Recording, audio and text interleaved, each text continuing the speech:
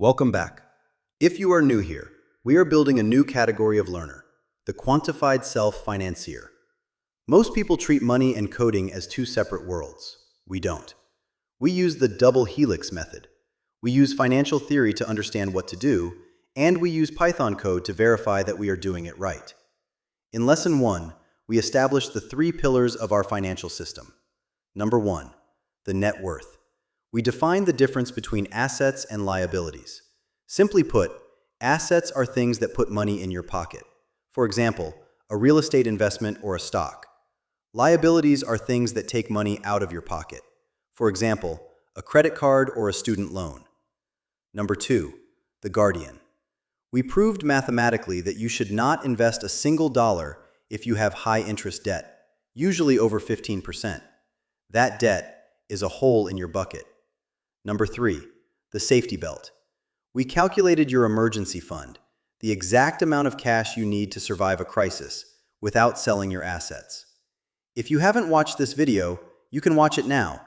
I have left the link in the description. In the last video, we learned these concepts using simple, hard-coded variables, like assets equals 10,000. But let's be honest, hard-coding numbers into a script isn't scalable. Real life is messy. Real financial data comes in bank exports, spreadsheets, and CSV files.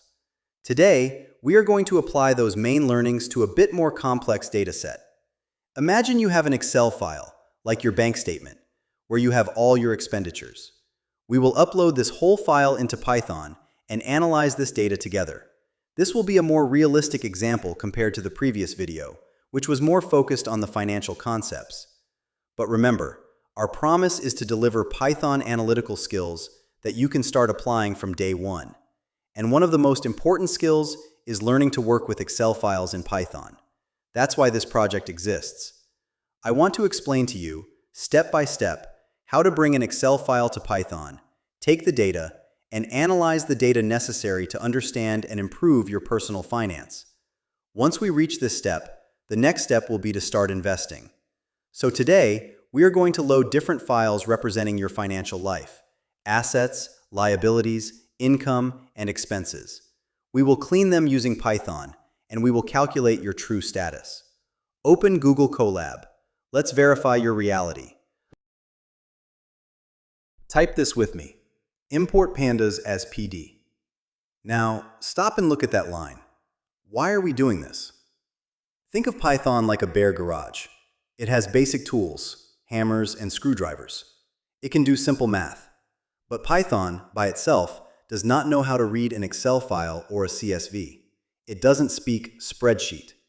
If you try to load a file without help, Python just sees a wall of raw text. Pandas is a library. Think of a library like buying a specialized toolkit or an expansion pack for a video game. It gives Python new superpowers. Specifically, Pandas is the translator that lets Python talk to Excel. It takes that raw data and organizes it into rows and columns so we can do math on it. We add as PD simply to give it a nickname. Instead of typing pandas 50 times today, we just type PD. It's the industry standard. Now, let's import the files. Number 1. First, click on the files icon on the left bar. It looks like a folder. Number 2. Then, click on the icon called Upload to Session Storage, the paper with an arrow. Number 3. Find the files on your computer folders and just do a normal upload. When you do this, you may receive a specific warning from Google. It looks like this. Ensure that your files are saved elsewhere. This runtime's files will be deleted when this runtime is terminated. Don't panic. This is normal. Think of Google Colab like a hotel room. When you check in, the room is yours. You can bring your luggage, your files, and unpack them. But when you check out, close the browser, the hotel staff cleans the room and throws away anything left behind. We are just uploading these files temporarily so Python can read them right now. Your original files are safe on your computer. Now that our luggage is uploaded, let's open it up. Let's look at what you own. We will load the Excel file assets into a data frame called assets_df. Write this: assets df equals pd.readExcel. Inside the parentheses, you should paste the correct path to the file. For this, click on the file, copy the path, and paste it inside the parentheses as a text. Did it work? Don't guess, verify. Let's check the Variable Explorer. Here, it's a bit complicated to look at the data. It is better to see part of the data in the console. For that, we can inspect the data using the head command. You can print the head, that is the first 5 rows, of the data using this command. Print assets df.head. Once Pandas reads your file, it turns it into a data frame. You will hear this word constantly. Think of a data frame simply as a programmable Excel sheet that lives in your computer's memory. It has rows and columns, just like Excel. It has headers, just like Excel. But unlike Excel, it doesn't just sit there. We can clean it, filter it, and sum it up instantly with code. We are going to create 4 of these data frames today to hold our 4 categories of money. For that, we need to write the name of our next data frame, Liabilities, df, and use the same code to import the Excel file that contains the information, equals pd.read Excel. As last time, we copy-paste the path inside the parentheses. We will need to do the same for the other 2 Excel files, income df. Let's copy-paste its path into the code. And finally, expenses_df. Let's copy-paste its path into the code.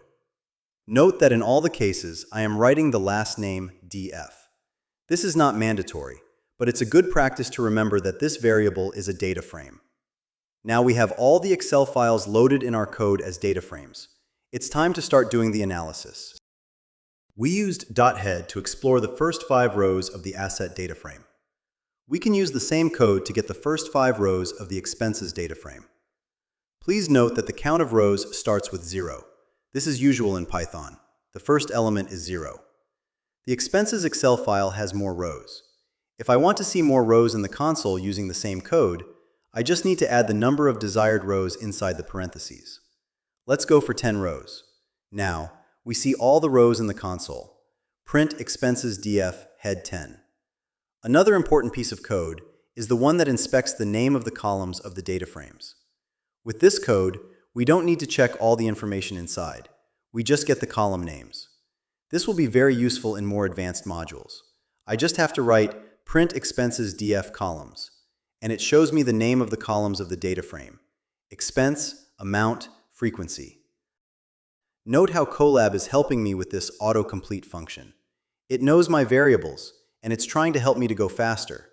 I can use tab to accept what it is suggesting to me. You may have noticed before how it even suggests code. Colab is connected to Gemini AI, and it will suggest what it thinks will fit our purpose. For now, we are going slow. But as we advance in our analysis and in our coding capabilities, we will use more AI assistants to go faster with the code. For now, we are just focusing on understanding the essentials. Once you get this, you will code faster with AI. You will drive the purpose and the intention, and AI will help you with the code. But for now, it's still important that you understand what the code is doing. Remember that we are using Excel files that may have real data. Your homework is to fill these Excel files with your own data. Think of all the possible assets you may have, and all your liabilities. Put them in 2 Excel files, and load them into Python. Back to the code. We need 2 numbers, total assets and total liabilities. First, let's calculate the total assets. For that, we need to create a new variable called total assets and bring the value that is the sum of everything that is under the column value of the assets data frame. This is the code you need. Total assets equals assets df value, sum. Think of reading this code in this way. First, we are taking the assets data frame. Second, we are taking everything under the value column, so we write value in the brackets. Third, we are calculating the sum of all these values. Finally, we are assigning the corresponding total to the variable total assets. Let's print the total value. To calculate total liabilities, we do exactly the same logic. But we take the data from the liabilities data frame. Total liabilities equals liabilities df value.sum. Let's print the total value of liabilities. We now have the two most important variables in personal finance. Number 1, total assets, what you own. Number 2, total liabilities, what you owe. We are going to calculate your net worth. This number is the absolute truth of your financial health. If this number is positive, you are solvent. You own more than you owe. If this number is negative, you are insolvent. You are technically owned by your creditors. Let's write the formula in Python. It is simple subtraction. Net worth equals total assets minus total liabilities. In my example, the net worth is $45,000. If this number is negative, danger, liabilities are eating you. Your priority should be to pay the high-interest debt before going further with investments. Remember that net worth is a snapshot. It's a still photo today of what we have. But your life is a movie. It moves. We need to measure the flow of money. This is called the monthly cash flow. In Lesson 1, we talked about the rat race. The rat race is a cycle where you work to pay bills so you can go back to work to pay more bills. To escape it, we first need to know exactly how fast the wheel is spinning. This calculation can be done in 3 simple steps in our Python code. Step 1. Sum your income sources. This is your fuel. In Python, we will use the same line of code to calculate the total sum of value, this time based on the income data frame. Step 2. Sum all your expenses. This is your burn rate. This is how much fuel you consume, just to exist.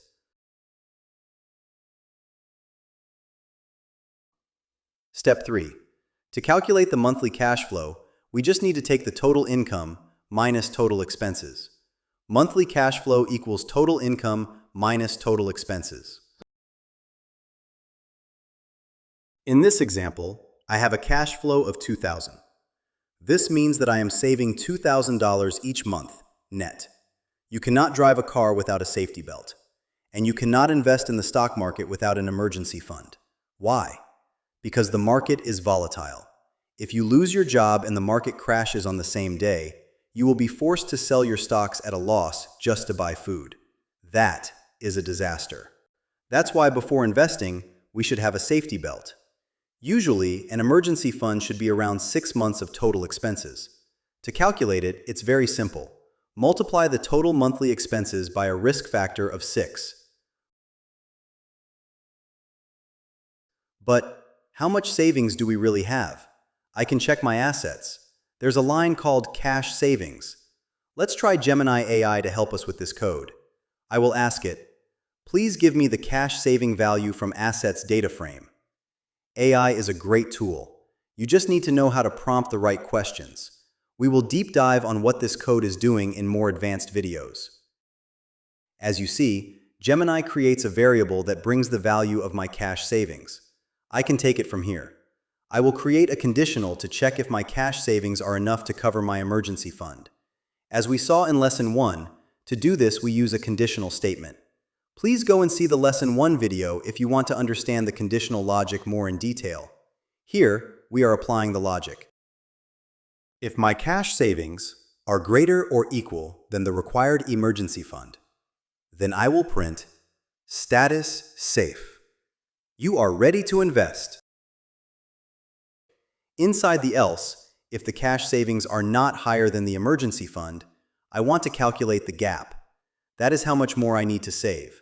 This is the mathematical proof. If Python says vulnerable, you don't open a brokerage account. First, you open a savings account.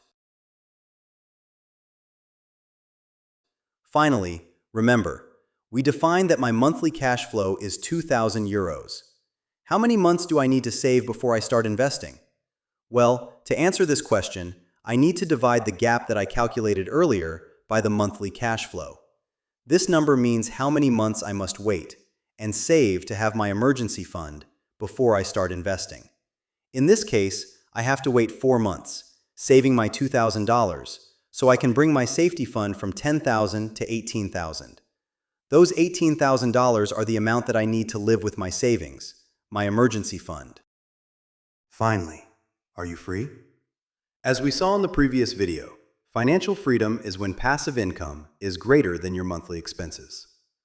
Passive income is money you earn without having to actively work for it every day.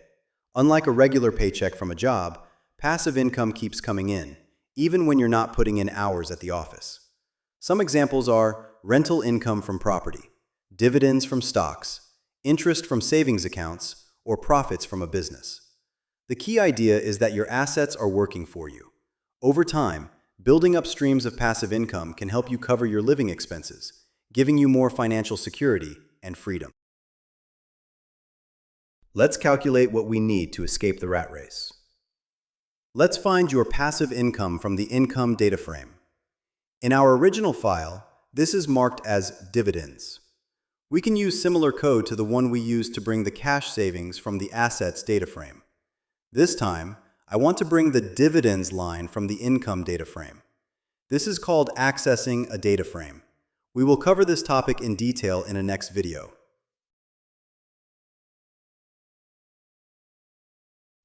Then, we use a conditional statement again to calculate if my passive income, my dividends, is greater than my monthly expenses.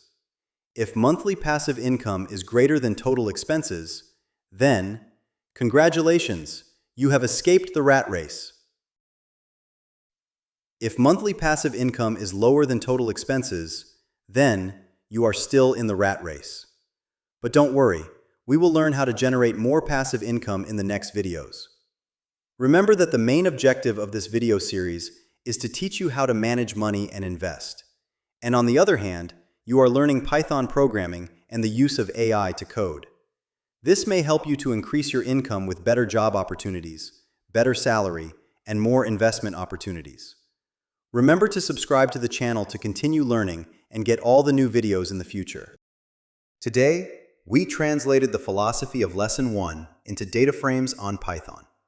We didn't just guess our status, we proved it, with data coming from Excel sheets. You now have a script that takes raw Excel files and generates a financial health report. We learned how to start using Pandas, the most powerful data analytics Python library. We calculated how much your emergency fund should be to be prepared before you start investing. Now, it is your turn. Download your actual bank statements, format them into these Excel templates. Run this script on your real-life data. I will wait for you in Lesson 2, where we will learn what is the best way to invest in the stock market. And we will deep dive into more advanced Python features. Don't miss it. Thanks a lot for watching. If you found value in this approach, please hit that like button, because it tells the algorithm to share this truth with other future investors like you. And if you got stuck on any line of code, drop your error in the comments below. I actually read them and I'll help you debug. We are in this together. Now, make sure to subscribe, because Lesson 1 was just the diagnosis. Lesson 2 is the cure. We are going to build the strategy to actually grow the wealth on the stock market. You do not want to miss that code. Carry this momentum forward. I will see you in the next lesson.